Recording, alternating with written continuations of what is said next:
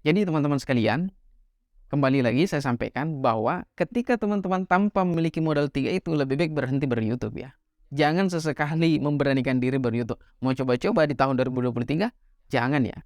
Karena teman-teman akan menyesal karena pasti tidak akan diterima monetisasi kalaupun sudah memenuhi 1000 subscriber dan 4000 jam tayang karena konten yang digunakan ulang. Akan saya menyampaikan hal yang terus terang buat kreator ya, sekaligus peringatan buat kreator-kreator semua agar kiranya di tahun 2023 ini bisa menjadi YouTuber yang sukses. Simak dengan baik dan pastikan ditonton dengan baik. Nah, teman-teman sekalian, jadi berbicara tentang konten kreator, ingat teman-teman harus tahu bahwa ini suatu pekerjaan, bukan sesuatu yang ingin dicoba-coba. Konten kreator tahun 2023 adalah suatu pekerjaan. Ya, jadi apa yang akan saya bahas nanti ini akan menjadi pukulan keras buat teman-teman sekalian. Apakah nanti teman-teman akan berkomentar negatif ataukah justru mendukung saya?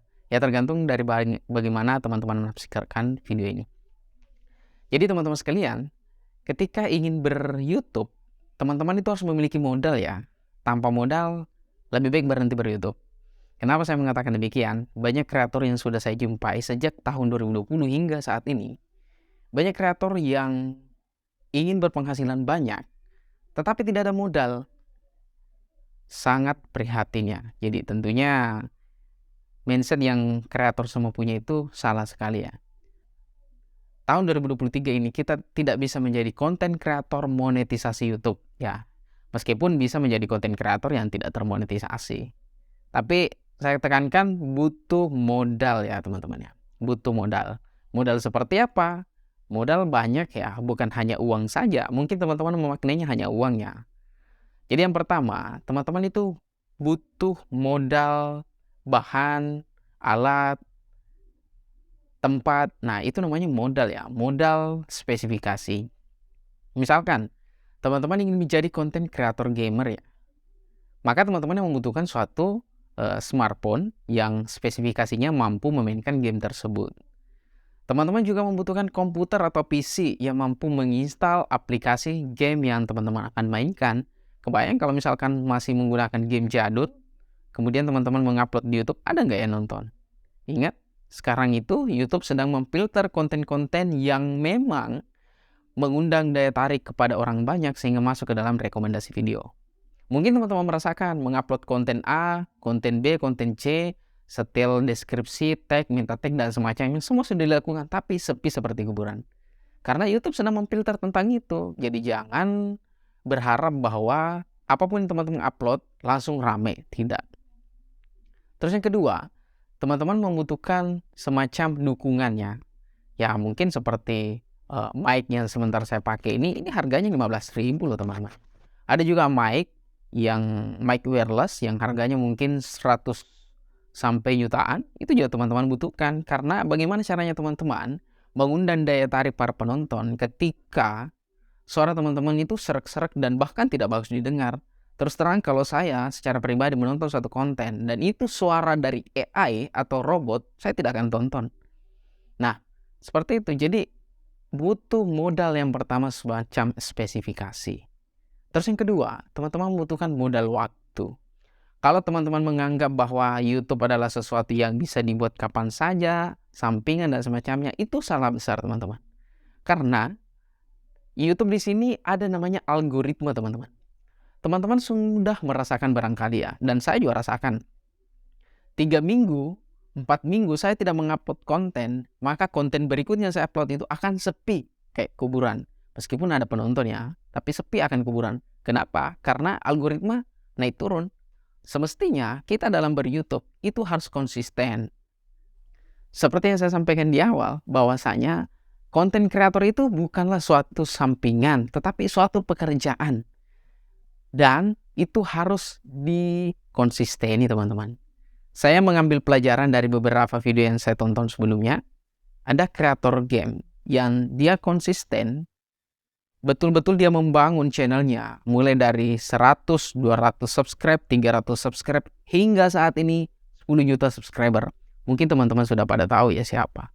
Dia adalah konten gamer ya. Nah, di situ kita bisa menarik pelajaran bahwa ketika konsisten dari segi waktu, modal waktu, maka teman-teman akan berhasil juga. Ketika teman-teman menganggap bahwa mengupload video hari ini, besok nggak usah, lusa dan semacamnya, penonton teman-teman akan lari ya. Ingat, minat penonton itu hanya bertahan sekitar 2-3 minggu. Siapa sih penonton kita? Mereka bukan kenalan kita yang bisa kita paksa bahwa tonton video saya, enggak. Jadi mereka itu datang karena minat dari konten kita. Ketika dia sudah bosan dan menunggu konten kita lama nggak ada datang, maka dia akan berpindah hati, seperti itu ya. Jadi butuh modal waktu. Terus yang ketiga, butuh modal uang teman-teman. Tahun 2023, monetisasi YouTube itu sangat sulit. Bagaimana cara mendapatkan 1000 subscribe dan 4000 jam tayang? Konten yang teman-teman sajikan itu tidak direkomendasikan oleh YouTube atau penontonnya sepi. Bagaimana caranya? Sehingga alternatif teman-teman yang bisa lakukan adalah memodali channel YouTube-nya dengan membeli subscribe dan jam tayang. Memonetisasi. Sudah monetisasi, sudah ada iklan. Saya yakin dan percaya ketika sudah monetisasi, semangat teman-teman akan berbanding lurus dengan apa yang teman-teman akan dapatkan ke depan. Karena saya terus terang banyak memonetisasi channel di grup langganan saya di Viral Bugis. Tentunya bisa gabung di deskripsi video di bawah ini. Itu dengan fasilitas seperti itu. Adapun yang beberapa yang belum difasilitasi tentang itu, ya sisa menunggu waktu saja. Jadi perkara 1000 subscribe, 4000 jam tayang, daftar monetisasi, sudah monet, fokus ke kontennya sendiri, tentu itu akan membuat teman-teman bersemangat sendiri. Secara bertahap teman-teman akan memodali sana-sini. Kan seperti itu ya.